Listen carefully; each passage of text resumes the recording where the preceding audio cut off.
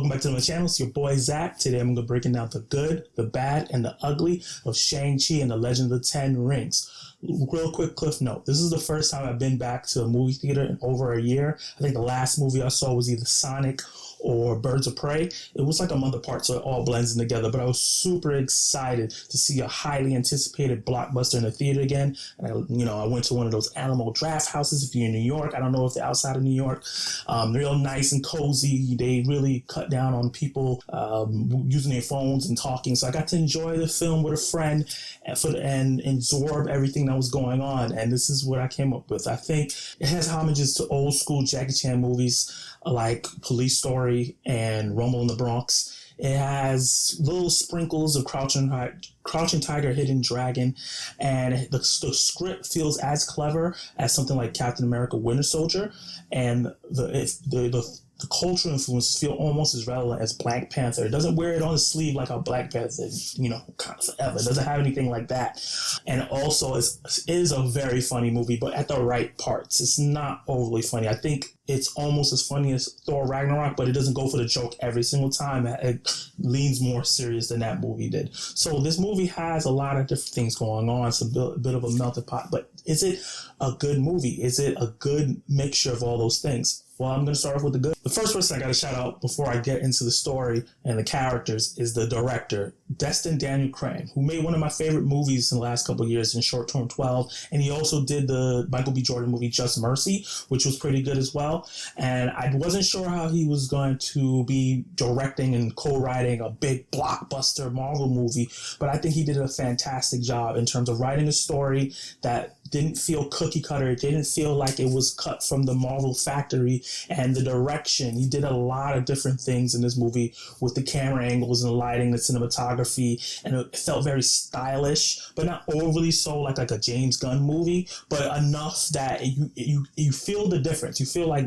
this is a unique take on a Marvel movie. And I have to give him extra big shout out for subverting my expectations. A lot of the times the formula is we get the little bit of the origin of the character, he's defeated by the villain, and then he finds a way to defeat the villain at the end. But that wasn't what happened here. This movie felt like, when I talk about Captain America: Winter Soldier a lot, is that movie felt like a spy espionage movie mixed with superheroes and what's going on in the comics. And I feel like here he managed to make this movie not just feel like a comic book movie. It felt like an actual film, what had superhero elements in it. And with all the MCU things, the jokes and the quips and everything involved in it, but they hit really well. And that's because of the characters, the actors who play these characters. Seemingly as Shang-Chi, I'll make sure I can say that correctly, because they had a whole section in the movie that was really, really well written and funny as hell to make you know how to pronounce his name properly. Awkwafina as his sidekick Katie, and Tony Leung, who is a huge star overseas in every other country but America. But I see why. He was fantastic in this movie as the Mandarin. They really brought a lot to each of their characters, and each character was really captivating. Seemingly as Shang-Chi was this very relatable, very likable, silent, but you can see what he's feeling on his face, character, and he's also very good with the action. You can tell that he did a lot of the martial arts leading up to this movie. Seemingly dropped a lot of videos showing his training for this movie and him doing the martial arts. And you can really see it pays off here. Another homage I see is giving him kind of like a Bruce Lee fit, in terms of like he's athletic. He's not super big like a Chris Hemsworth. He's a martial artist, and I really like that about how they really went for it in the movie when it comes to how everybody fought, how he looked, and how he acted when he was in the fighting. The stances and everything was all great and on point. Awkwafina was amazing. She had me on the floor. Well, I couldn't be on the floor. Obviously, it was in a movie theater, but she literally almost had me rolling on the floor laughing out loud. She was so funny. She was so relatable. She was basically the avatar for the audience. Every time something crazy happened, because, up to this point, she lived a normal life. Every time something crazy happened, she said exactly what I was thinking.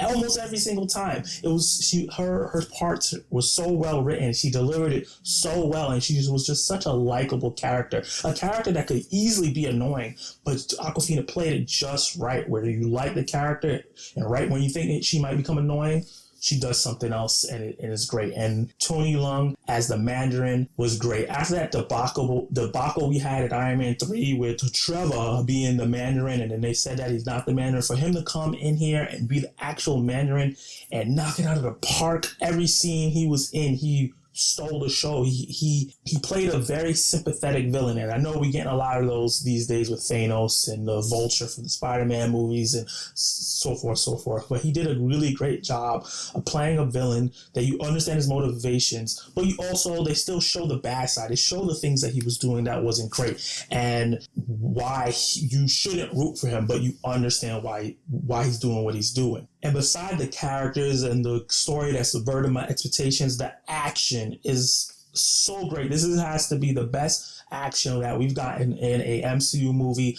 to date. The martial arts in this movie is great. It's varied. We don't get it's not people just doing one kind of style the whole movie. It's impactful in places, and it feels authentic. It feels real. It doesn't feel like Americans trying to imitate it. It feels like someone that actually cares about martial arts and karate, bringing it into the American sphere and making us see it in this big, grand blockbuster movie that we don't usually get martial arts. There's a bus scene that we've seen in all the trailers. It looked cool in trailers, but it's amazing in the actual movie. There was rumors there were going to be a tournament in this movie. I'm just going to set your expectations. There's not really a big, giant tournament like everybody thought it was going to be in this movie. But the tournament part, the section of the movie was really, really good. And also, the final act has just a bunch of standout action that was great. Where this movie could have faltered, kind of like, I compare it a lot to Black Panther, because obviously Black Panther was a cultural phenomenon because it was a representation of African Americans for the first time in that kind of budget, in terms of budgets for Asian Americans. And I was really excited to see how they executed that third act, because I feel like the third act fight in Black Panther kind of faltered because of the overuse of CGI and not in an exciting way, kind of just these floaty bodies fighting in a floaty train. The ending of that fight was great, but I think that overall it could have been executed better. Destin Daniel Cretton just went balls to the walls, and it didn't come out of nowhere because they slowly built up to this extravaganza that we got at the end by slowly planting these mystical things throughout the movie. So by the time we got to the ending and we saw the dragon that we saw in the trailer, and I'm gonna let you know that dragon is not just used in that little water. He comes to fight. It was so engrossing, so exciting. The CGI and the VFX was done really well, where everything, all the mystical animals and the magic and everything felt believable while still keeping the martial arts aspects of it. That wasn't lost in the movie. Something like, Wonder Woman, where the third act VFX fight, it's not that great. Same thing with Black Panther. And there's a couple other movies where everything kind of just becomes muddy. Everything was clear, crisp. You understand what was going on at all times, and it was very engrossing. This might be the best Marvel origin story that we've gotten since probably Doctor Strange. And I was really, really engrossed in the world building was great. Everything with Shang-Chi and showing his past and where he came from and the way he was, it was all engrossing because the kid actors that they hired, because a lot of times the kid actors in most movies aren't good, were really, really good. And they really hit all the notes. They understood the assignment of everything that they had to do in this movie. Also, unless you're a casual fan, to stay for the end credit scene. But I gotta shout out these end credit scenes because, specifically the first one, because I think this is the best end credit scene that we've gotten in a long time in a Marvel movie. And also, it feels like a reset because the Infinity Saga with all our beloved characters has wrapped up. Black Widow is basically the last movie of that era. Obviously, we have some characters left over that's going to carry over, but we're going to be getting a lot of brand new characters coming in hot and heavy. So with this end credit scene, it reminded me so much of the Avengers Assemble end credit scene of Iron Man 1, where Samuel Jackson Nick Fury just stepped out of those shadows, and you lost your mind if you were a comic book fan.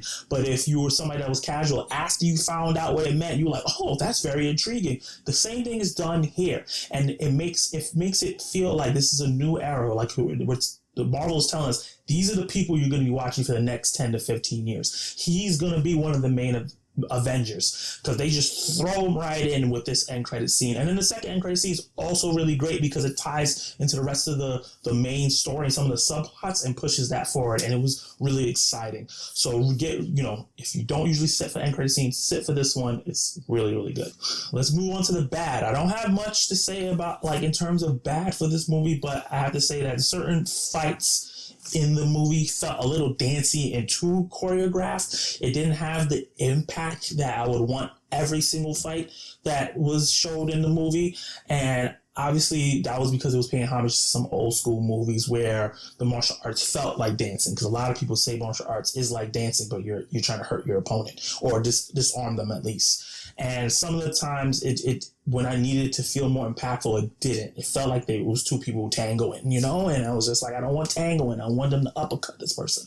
But it didn't take away from the overall enjoyment of the movie itself. I just noticed that I'm hoping for the next movie that we go away from some of those homages and move forward to some of the more modern martial arts movies like The Raid. I think that where Captain America First Avenger, the fighting was okay, but it wasn't great, where it stepped up. It felt hard-hitting in Winter Soldier. I hope when we see Shang-Chi next, that it's more impactful. It's a little bit more violent. Some of the action felt safe for the most part in the movie, where I didn't feel like somebody was really in danger. But it didn't destroy, like I said, it didn't destroy the overall intensity of the film. It just brought it down a little bit. And let's talk about the ugly. Yes, there is a little bit of ugly. It's a tiny thing that happens in the movie, but it's also a big thing that happens in the third act, where a certain character does something really amazing, but it didn't feel earned. It didn't feel like this character. It was Awkwafina's character, Kate, where she performed an act that was really, really important. And people who have saw the movie know what I'm talking about. It felt kind of off, like, whoa, wait, hold up. How did she get to do that? She's a normal person. So that threw me off. Felt a little like a Disney princess kind of thing. And I know Disney owns Marvel, but it felt kind of weird for me. I understood what they were going for, but I think that the execution overall in this movie was amazing, but I think that part wasn't executed that well. And my verdict, I think that this is one of the best Marvel solo movies that we've had in a long time. One of the best Marvel movies overall. I really love this movie. I want to go see it again. I highly recommend people go see this in the theater if you can, if you feel safe. I don't want to push you anywhere. You can wait till it hits on Disney Plus as well. But this is a really great movie. I think it showcased Asian culture, parts of Asian culture really well. The action was great. The story was great. The VFX was great. And I think this has a lot of potential to be even better in a second movie. So I'm going to give this movie a B+. Like the video, subscribe to my channel, comment below and tell me what you thought about the movie. If you saw it already, hit spoiler tags if you put in spoilers so other people know what's going on. And you can watch more videos right now.